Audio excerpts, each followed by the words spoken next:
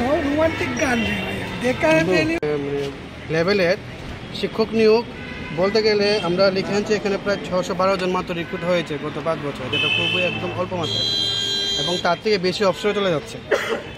এবং আমরা আশা করছি যে রাজ্য সরকার এই বিষয়ে খুব দ্রুত পদক্ষেপ নেবে, কারণ আমরা বারবার দপ্তরকে দৃষ্টি আকর্ষণ করছি। আমরা দপ্তরের যে মুখ্যমন্ত্রী আছে, মানে মন্ত্রী আছে, মুখ্যমন্ত্রী ওনাকে দৃষ্টি আকর্ষণ করছি যাতে নবম দশম শ্রেণীর যে শিক্ষক সম্পদ আছে সেটা নিরসনের গুরুত্বপূর্ণ ভূমিকা পালন করে, কিন্তু আমরা সেই আসনের উপর কোনো ফল পাইছি না আজ অব্দি, এখনও পাইনি। সামনে নির্বাচন ঘোষণা হয়ে যাবে, তারপর তো বলা হবে আমাদেরকে গেলে যে নির্বাচন ঘোষণা হয়ে গেছে, কিছু করার নেই, তারপর অনেকটা সময় আরও পার হয়ে যাবে। তো এখন থেকে যদি প্রসেসিংটা করা হয়, চালু করা হয়, স্টার্ট করা হয়, তাহলে মেবি হয়তো ইলেকশনের আগে কিছুটা প্রসেস কমপ্লিট হতে পারে।